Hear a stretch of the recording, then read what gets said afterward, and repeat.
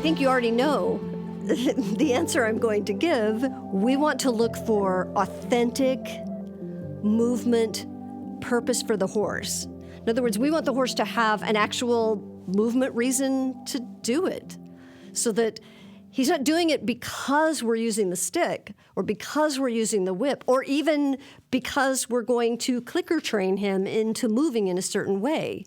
The only way we're going to get the kind of healthy, transferable, authentic, robust movement that is more hind-end engagement of the horse, more hindquarter flexion, lowering of the haunches, all of that.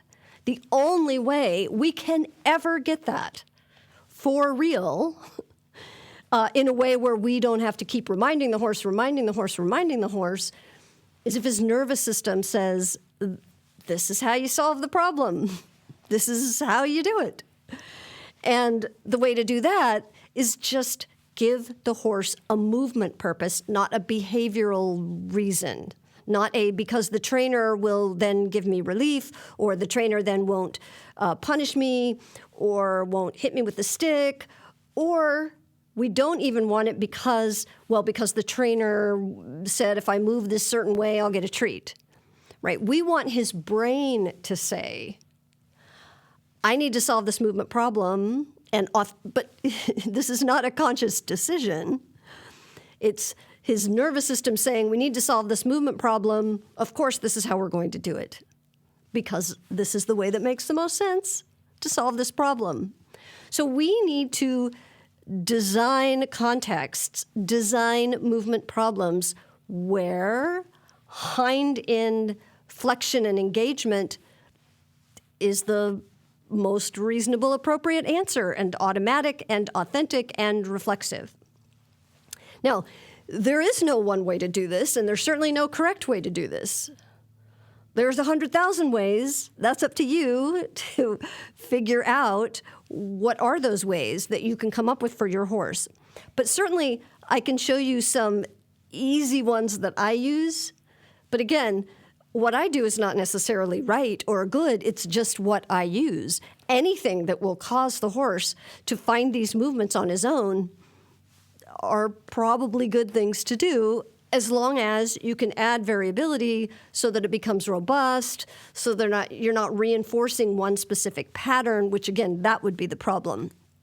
So, how do we do it? Well, imagine a situation where you're standing straight up and then someone asks you to jump up all of a sudden and touch something up on the ceiling. But you're standing with your legs straight. You're going to do it, but without thinking, you're first going to bend your legs.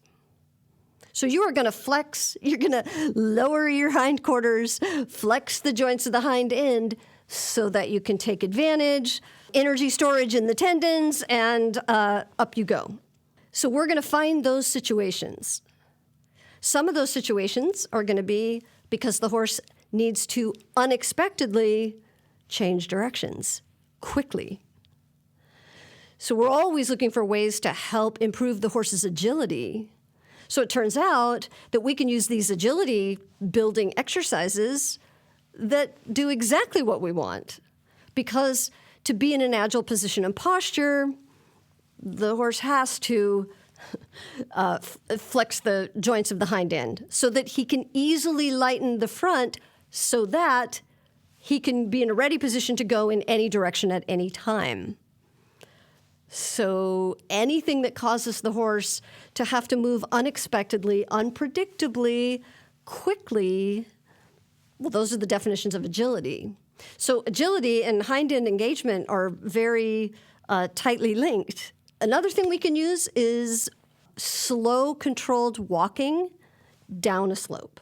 So when the horse is going down a slope, if the horse is using more pushing power, not so much engaging the hind end, the horse is going to start falling forward onto his face, right? And brains hate that. So the horse's brain is going to be self-organizing the body, meaning coordinating all of the pieces for one emergent goal, and that goal is to keep from falling forward while still navigating going down this hill. Now, most horses will go down hills one of two ways. They're either going to be using very similar mechanics and musculature and activation as they would in collection, or they're going to have to use speed, because they're going to keep falling forward as they go down. And the only way they can catch themselves is to just go faster and faster and faster. And you know what that's like if you ever run down hills. So we want the horse to be slow and controlled. And this is one of the main reasons why I love teaching the horse panther walk, because there's nothing really special about panther walk until you start using it as a basis for other movement challenges. And we have that formula we call do X while still doing Y. If the while still doing Y means while still in panther walk, then we suddenly ask the horse to do that down a slope, possibly even with a bend.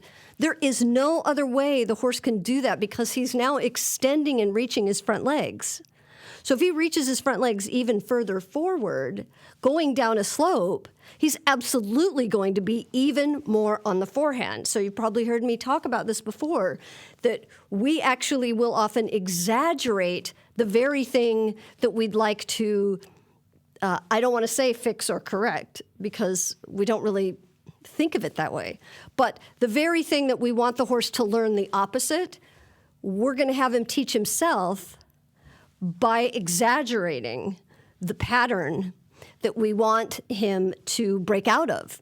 So if it's on the forehand, heavy on the forehand, the panther walk puts the horse even more on the forehand. And eventually, the horse is going to have to figure out for himself, actually being on the forehand this much and pushing with my hind legs isn't going to work.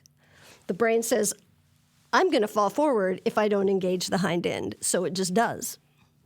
And now we have an authentic reason. The brain now has a reason to bring all of the resources it has to doing that.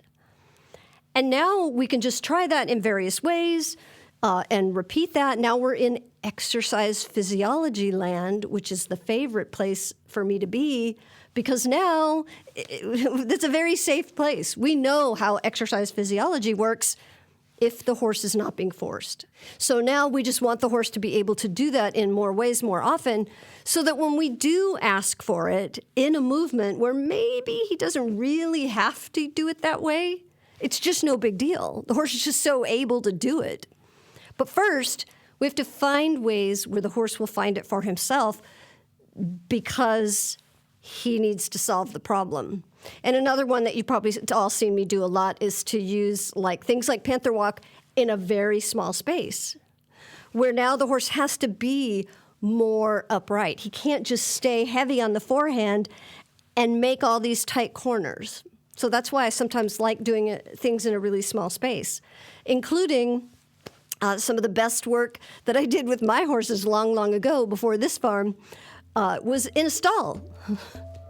And in fact, Vavi learned his canter departs really in a stall.